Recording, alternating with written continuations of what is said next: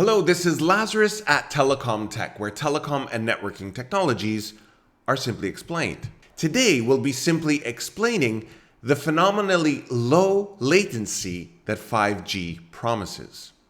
If you like my videos, please subscribe so that you'll be notified of new content. And if you find this video informative, please do click that thumbs up button. One of the major improvements of 5G over previous mobile network technologies is the low latency that it promises. The threshold for latency, according to the definition of 5G from the International Telecommunications Union, or the ITU, is between 1 and 4 milliseconds. Now, someone who has a 5G phone or a fixed 5G connection at home may try to ping some destination on the internet, only to see response times in the dozens or sometimes in the hundreds of milliseconds. As you can see here, this ping was performed over a 5G link, and the round-trip times are around 44 milliseconds. That's 22 milliseconds each way. So what's going on? Where are these low latencies that 5G promises?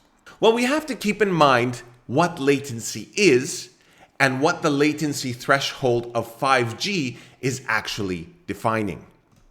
Latency in the context of networks is defined as the time it takes for a data packet to travel from its source to its destination.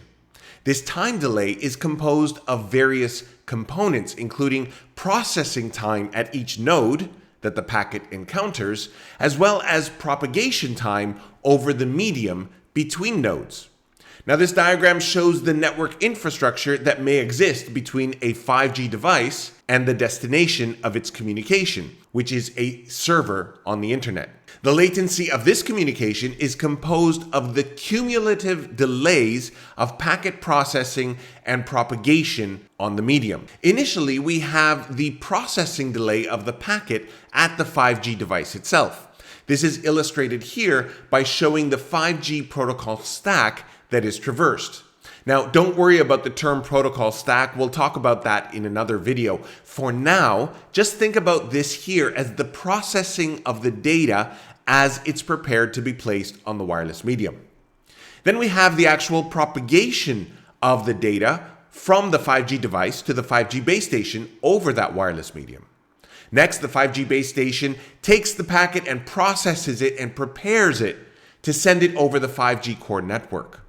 Now, part of that process is the decapsulation and encapsulation of the packet with the 5G protocol stack.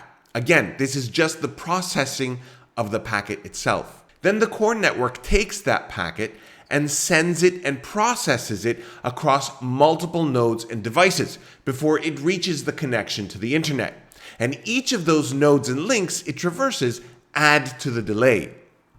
The packet is then propagated hop by hop from router to router within the internet until it reaches the destination. And remember, at each router, the packet is decapsulated, examined so that it can be routed correctly, and then recapsulated before it's sent on.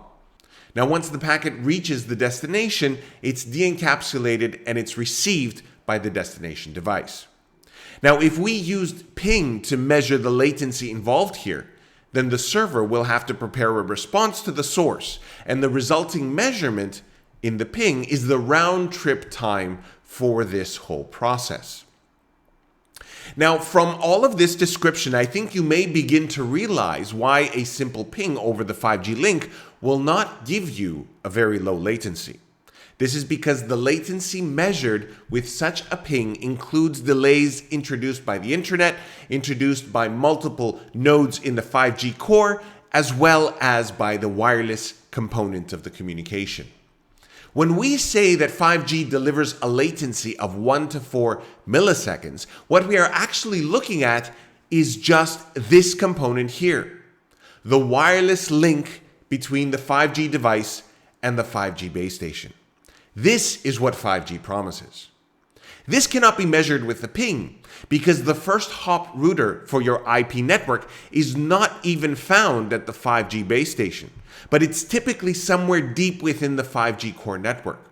So even if you ping the first hop in your path to the destination, attempting to achieve that low latency, then you're still including delays introduced by the multiple electronics and devices you will traverse to get to that first hop. Now the question remains, if I have a 5G device, is my communication with the 5G base station truly reaching a latency of 1 to 4 milliseconds? Well, to answer your question, probably not. And there's a good reason for this. 5G is designed to function with 3 primary areas of application. And these are enhanced mobile broadband, massive machine type communications, and ultra reliable low latency communications. Now, each area of application has its strength and its weaknesses. I won't go more into them here, but I will say that your 5G enabled phone or your fixed 5G connection at home falls within the eMBB area of application. This area delivers high bandwidth, but it does not achieve the ultra low latencies that 5G promises. You'll get maybe 10 to 15 milliseconds between your device and the base station, and that's actually quite good compared to previous generations. But for the applications involved with eMBB, you don't need any better latency performance. The low latencies promised by 5G are experienced in applications found within the URLLC area of application. Now, this includes applications such as autonomous vehicles, drone control, augmented reality, and industrial automation, all of which require split-second responses. In such cases, many of these devices are connected to the same local 5G base station, so communications don't traverse other networks such as the internet, where additional delays may be added. Thus, the full advantage of the low latency can be achieved. Low latencies are just one of the many benefits that 5G networks are poised to deliver, making it a true game changer, primarily for business and enterprise applications. We'll talk more about these areas of application and their primary benefits in upcoming videos. I hope you found this video useful, and if you have, please click that thumbs up button. If you'd like me to address other related topics, feel free to let me know in the comments below. And please subscribe to get updates to newly published videos.